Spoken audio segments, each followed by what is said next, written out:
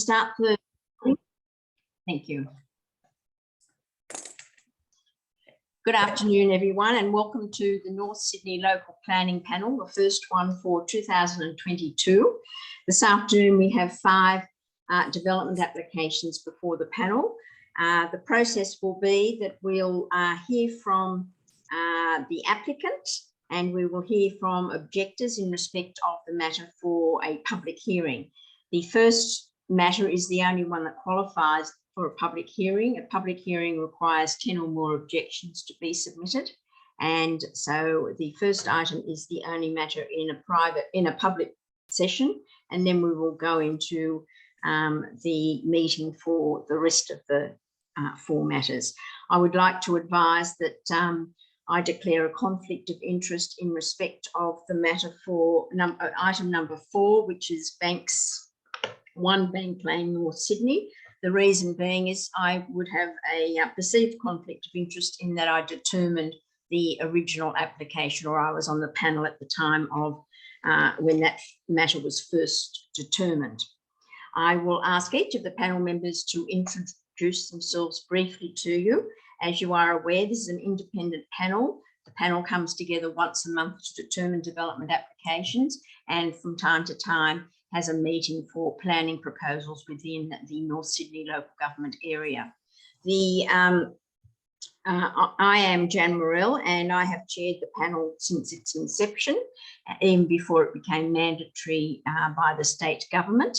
And I have a background in town planning of some 40 years. My last full-time position was as a commissioner with the Land and Environment Court for 14 years. And prior to that, I worked in other senior roles with local government and the state government. I will ask the other panelists to introduce themselves. Thank you, Linda.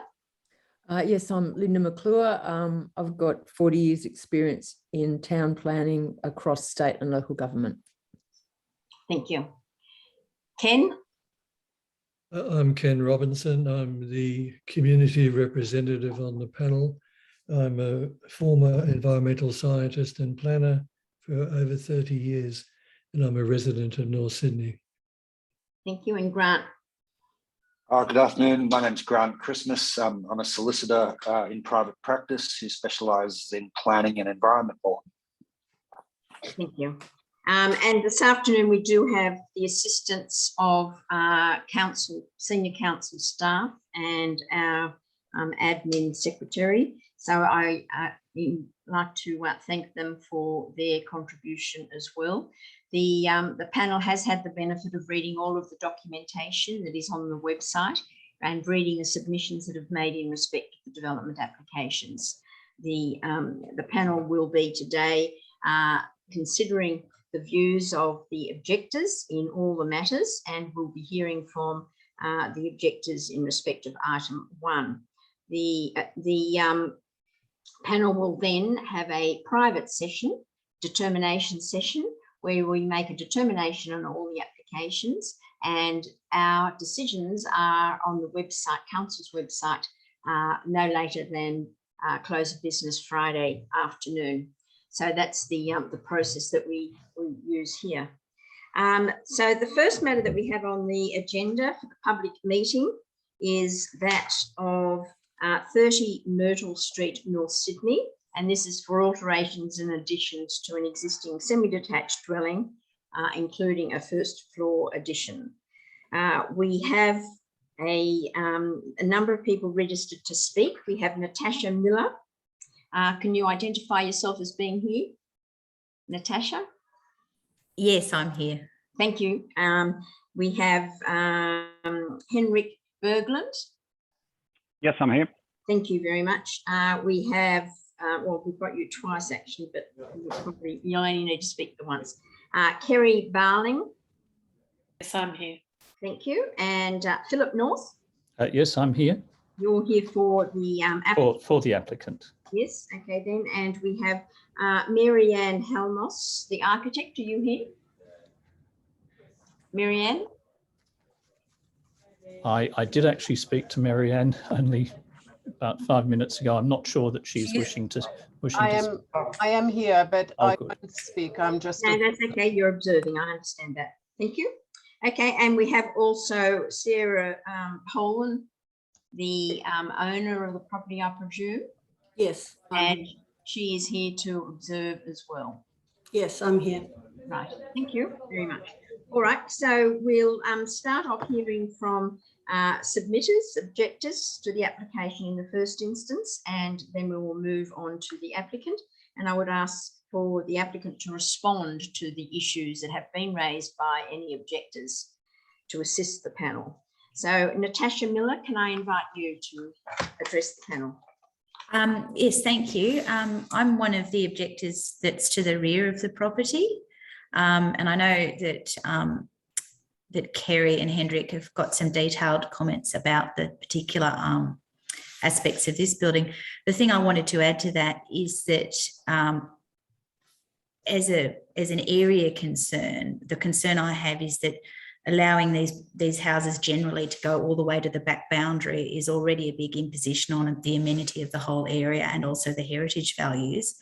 And compounding that by allowing a full first story addition with windows is really detracting from both the amenity of the area, but also the heritage character of the area, which is really these semi-detached houses going back to a rear yard.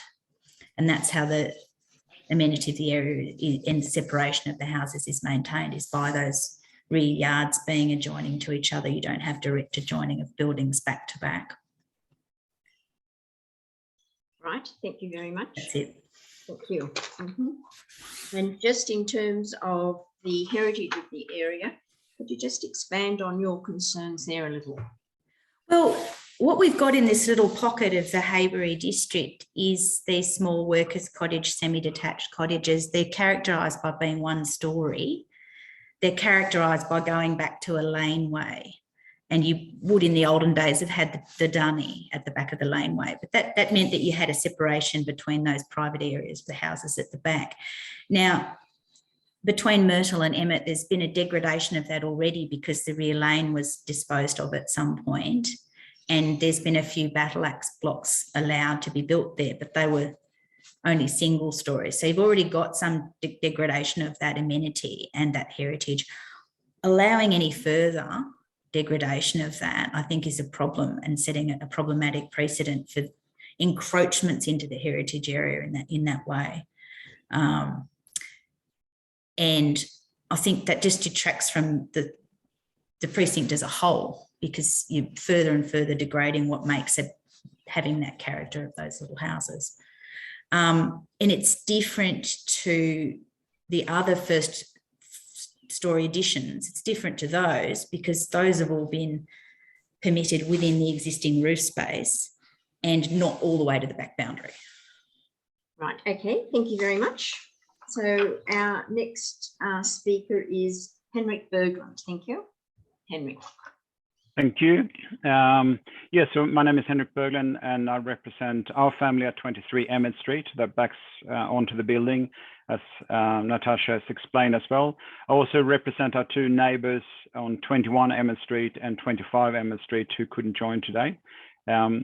So exactly what Natasha added in, that we have strongly objected to the construction due to its drastic impact on neighbourhood residents at Emmett Street. We do appreciate all the work that's gone into assessment by the council and the detailed report, and we are very grateful for the recommendation to lower the roof height by 600 mil to somewhat reduce the impact, which we still think will have a big impact. One of the key aspects in objection was the impact it has on only privacy and the anxiety it will cause. It severely impacts the privacy on the stated Emmett Street residents, considering that the proposed development directly overlooks onto and hence removes the only private living space area for us. There is an argument that there's a low traffic on the upper floor, but it's quite irrelevant as the traffic will occur when all the Emmett Street residents are home and using the impacted space. So for us, it's especially the proposed north-facing windows we object to and we seek to address. They are numbered W09 and W05 in the plan submitted.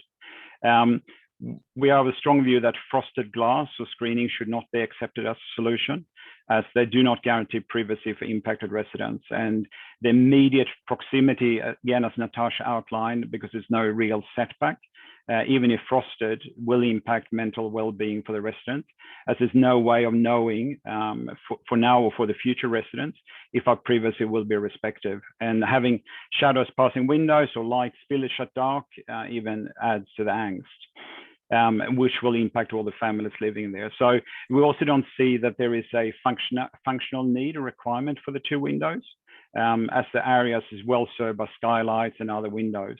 And as a matter of fact, we think the two windows will actually, because you shouldn't be able to open them, they most likely add to overheating of the second story and making it more energy inefficient. So therefore, our proposal is to say that there should be no north-facing windows, and that hence the windows W05 and W9 should be removed to support the privacy and mental health of the residents surrounding.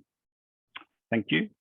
Thank you, and I'll invite any panel members. If you have any questions of submitters, please, by all means, just ask the question after they've finished. Does anyone have any questions of either the first speaker, Natasha, or Henrik? No? Very well. Okay, then let's move through to the next speaker, and the next speaker is Kerry Barling. Yes, hello, thank you. I live a little bit further away in 19 Emmett Street, but it will impact our view out our courtyard area, and there will be a feeling that we are being overlooked. My other concern, apart from the impact to privacy, is the precedent of building on the boundary like that allows other residents right behind us to do that all the way down with the land coming from Myrtle Street.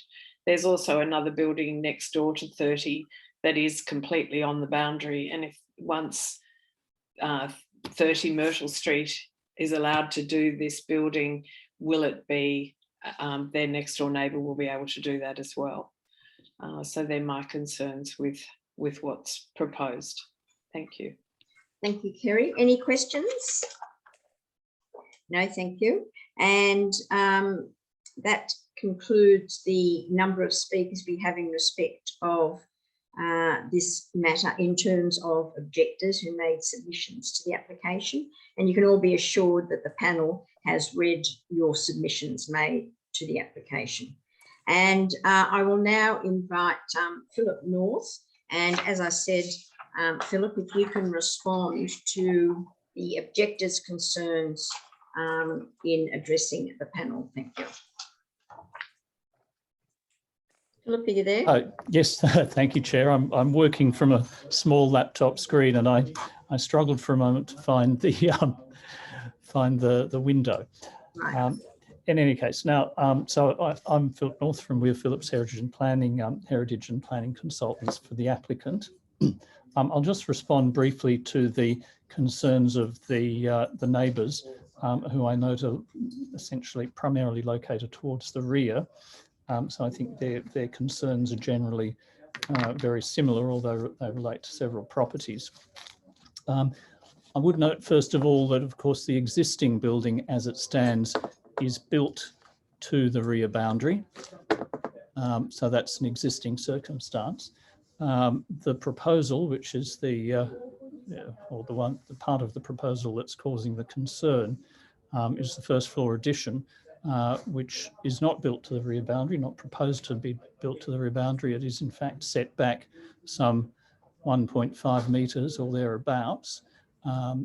So that would generally be considered an acceptable setback. Now that's a total setback from the northern boundary of 1.5, is it? Yes, that's correct. I'm simply scaling here, but it's about 1.5, 1.6 metres at its minimum point. Mm-hmm. It has two windows facing north. One is to a bathroom, which is a little tall vertical bank of windows, which ordinarily could be expected to be frosted glass. A bathroom's not a high use room in any case, but it's fairly ordinary to have frosted glass to bathroom windows. I would be surprised if they would present any particular privacy or overlooking concern at all. I think frosted glass is a fairly reasonable measure to address that concern. The other window, window 05, is to the top of the stair. Now that is set back from the northern boundary by some 4.5 metres.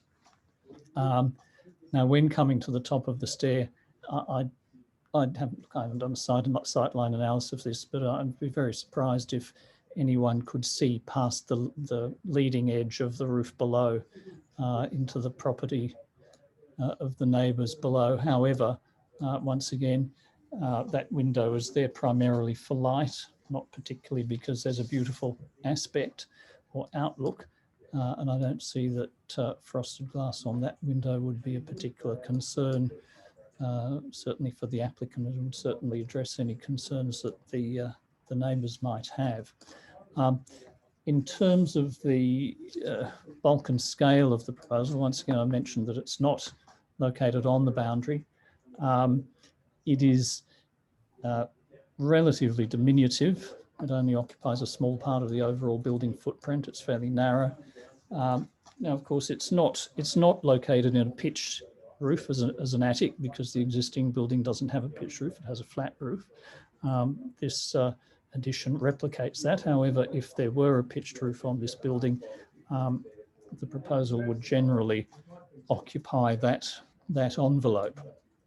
Now, I note that there is a condition on the development consent, in the development assessment report and recommended conditions, requiring that the bathroom section be lowered. The applicant accepts this, and to assist the panel has prepared a submission, which the panel should have, illustrating how that would work in practice. Our submission is 2 pages. This is illustrated on the second page in three dimensions. And probably the bottom right-hand corner image is the most useful in that respect. So this is a lowering of 600 millimetres. That's correct. That's correct. So it shows a lower element, which is more diminutive and has no eave overhangs. So it would lessen any perceived scale impacts. Now, I think that's probably the primary issues raised by the objectors. I might turn now to the other recommended condition of consent. I'm just trying to find this on my tiny laptop screen,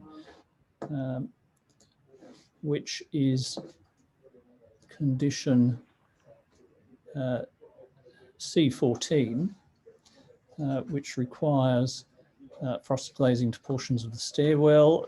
That's fine. Frosted glazing to north-facing windows of the first floor. That's fine. Condition C14C is the one which causes the applicant a little bit of concern, which is to modify the windows in the main bedroom facing east to be awning-style windows with frosted glazing to 1.6 metres in height. Now, in our submission, we've provided an illustration on the first page, along with photographs. So the photographs are taken by someone standing on the roof in approximately the position that they would be in if they were standing at the windows in question. And these photographs are augmented by a cross-section on the second page, which is probably more explanatory and useful in this sense. So what it demonstrates is someone standing in that first floor bedroom at those east-facing windows. Their sight line would be limited by the edge of the boundary parapet wall that is currently existing, so that in effect they couldn't see anything at all of the private open space of the adjoining property at 34 Myrtle Street. and they would see only the top of the opposite fence of 36 Myrtle Street. So essentially, someone standing in the rear open space of either of those properties, except unless they're standing right up against the far eastern fence, could not be seen by someone looking out those windows. And what someone standing at those windows would see would be the side wall of 38A Myrtle Street, which is well over 9 metres away. So what we would suggest is that the privacy impacts are controlled by the geometry, the sightline geometry, and that the provision of frosted glass is just unnecessary, and perhaps would adversely impact the amenity of that bedroom, given that it's the master bedroom in the dwelling. I think that's the main substance of our comments. Happy to answer any questions. Okay then, and D is acceptable by the applicant? Yes. Okay, so we do have some questions. So first of all, can I invite Linda? No, I don't have any questions, sorry. Right. I'll ask a question. I just question the need for the balcony at the size that's proposed at the upper level of the bedroom, given the proximity of boundaries around the property. Yes. It would appear that what is the necessity for a balcony there? All right. I'm not sure what my client's position on that balcony is. I think they may be open to some concession on that. However, I would emphasise that it's a small balcony and some distance away from the common boundary with the nearest property, which is number 32 Myrtle Street. Yes, it's only about 1.2 metres. It is about 1.2 metres. It's not a Juliet, say, of 600 millimetres. Yes, there may be some room for movement there. I think it would be nice to have some floor to full height opening on that side of the bedroom, but perhaps the balcony doesn't necessarily need to be that depth. Okay.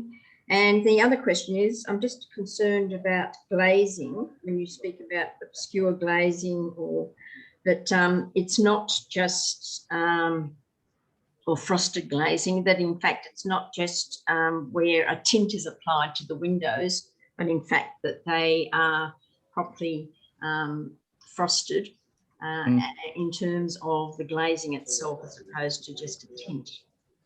I think that's something that could be determined or addressed by way of careful wording of the condition of consent. And perhaps that could be looked at.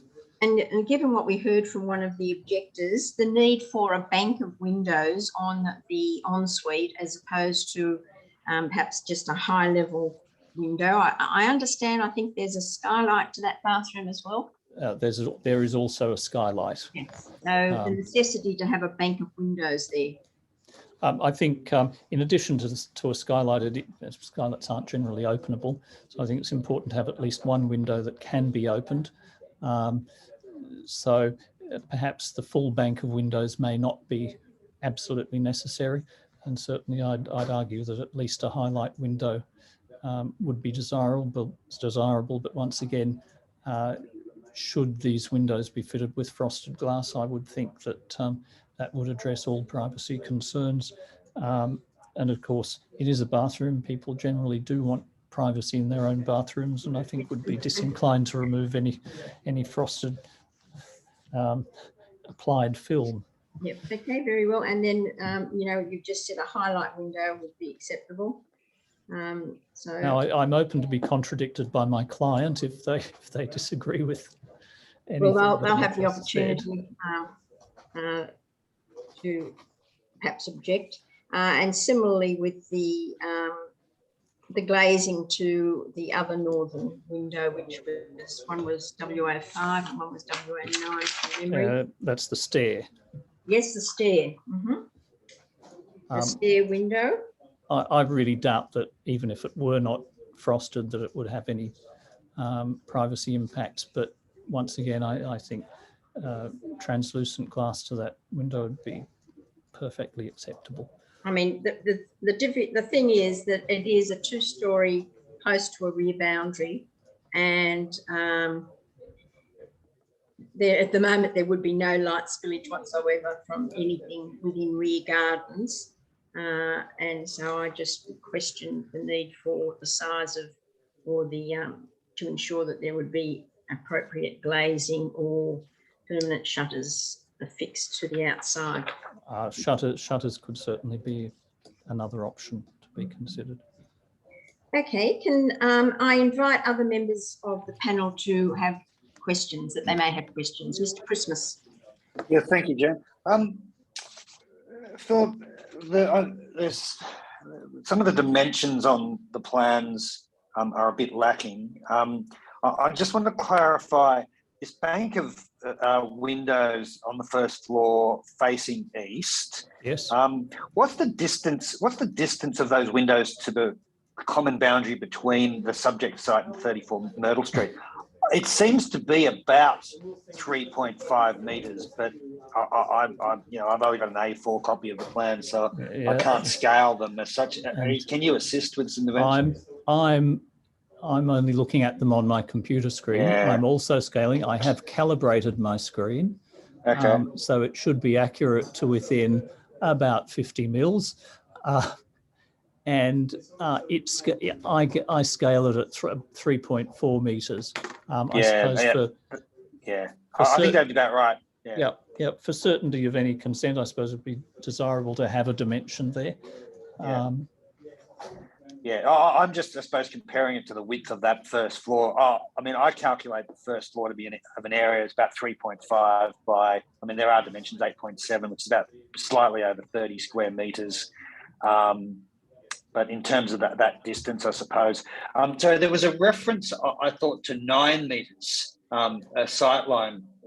Did I understand that correctly, or was that to the property further to the east? Yeah, that's to the property further to the east. Right, which would be 36 Myrtle, is it? Let me see if I can get that cross section up. I think it's, you may be right, 36 Myrtle. Yeah, I accept that. Yeah, okay. No, that's fine. The other question I wanted to ask was about the windows to the bathroom on the first floor. Yes. It would seem to me that indeed, if you had a bottom opening so that they restricted the view, coupled with frosted glass, that perhaps a bank of 2 might be acceptable. As you say, and I agree with you, that most people want privacy in their bathroom, so they don't want to look out. So indeed, and they don't want people to look in either. Yeah. So I think that I'm thinking that might be perhaps a solution. Yeah, look, give some more thought to that. Fixed conditions requiring fixed panels or frosting on certain panels. Yeah. Like possibly the top panel could be left clear. I don't think anyone particularly wants to stand on a chair in a bathroom and look out to see what their neighbours are doing. Sure. That's all right. Yep. Can I just one question on that last point? Bearing in mind that there's going to be a reduced ceiling height there, what would be a reasonable height for a highlight window in that room? You would certainly want a highlight window. Well, I understand that, but I'm just trying to understand if you're lowering it by 600 mil.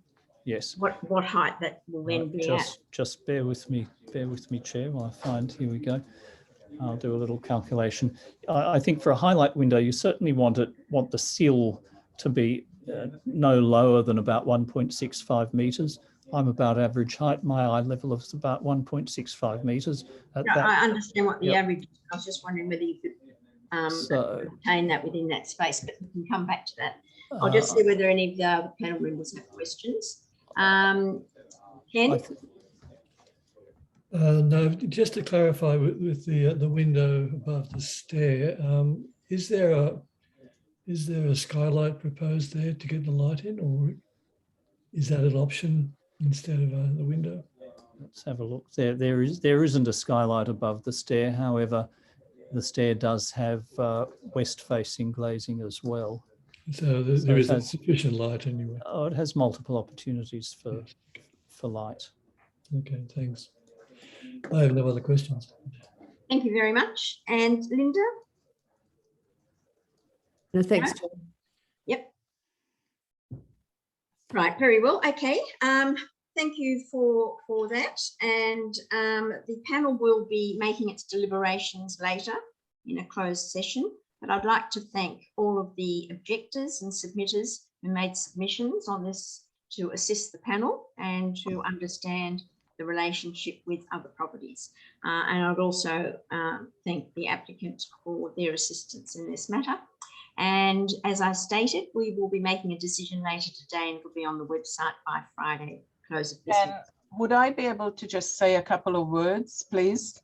Now you are the architect, yes? I am. Yes, yes. So I just wanted to say, since we're happy to lower that rear bathroom roof over the bathroom and walk-in robe, Yes. it would make a highlight window ridiculously narrow.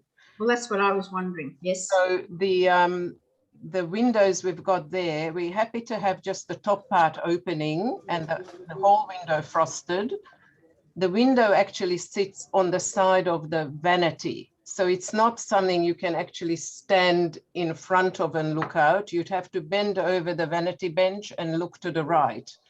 It's simply there to give additional light and a feeling of space that a skylight doesn't quite provide. There'd be no overlooking from that whatsoever. From the stair, the window at the north window of the stair, window 5, Yep. coming up the stairs, you're actually, you're a couple of steps lower than the first floor level. And I've done the cross section there. You will not see any of the ground floor area of 23 Emmet, any of the backyard area of 23 Emmet, because the parapet, our existing parapet, will block that view completely. Nevertheless, we are happy to frost that as well. But there is no privacy issue there, even if it wasn't frosted. With regard to the balcony facing south, we really would like to keep it as it is. My client just wants to have some sort of a breakout space and to enable having full height windows, full height doors there. There is a giant tree which basically blocks any overlooking of 32 Myrtle. And is that on your client's property or another property? That's on my client's property, yes. Right. It's in fact it's right. It's very neat. The branches will hang over the balcony. We've also noted that one of the conditions, which we're happy to comply with, was to make the balustrade on this proposed balcony solid. Yeah. So that will further prohibit any privacy issues should they arise. But my client wants to be able to put 2 chairs there so she can enjoy the outdoors.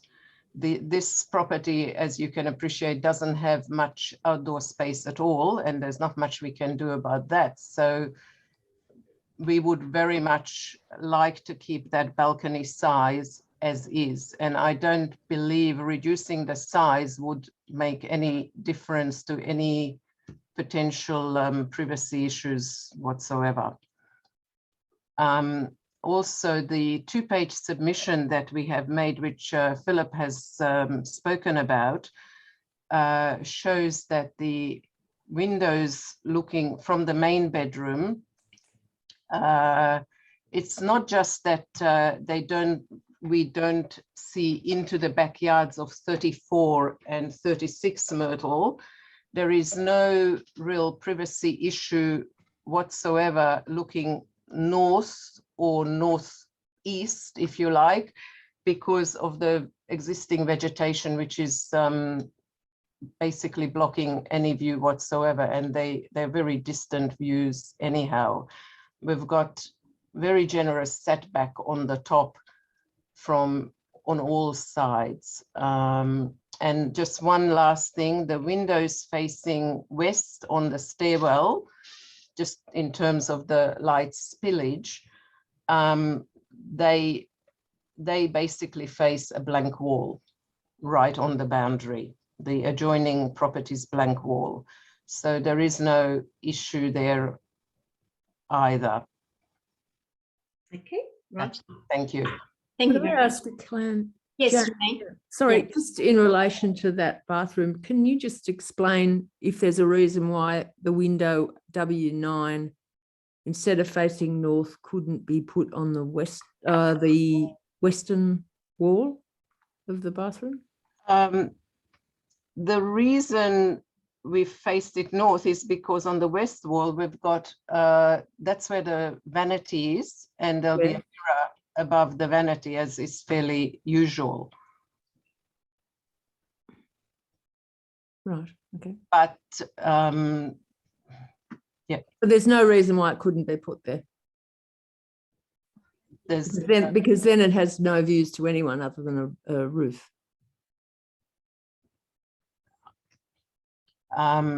It could, theoretically. It's not a window that will, once it's frosted, you don't have views anyway. Yeah, just asking. That's fine. Thank you. Okay, right here. Thank you all very much. And as I stated, our decision will be on the council's website. So that concludes the public meeting session for the North Sydney Local Planning Panel today. And we will now move into the other items. So I thank you all for your assistance and attendance.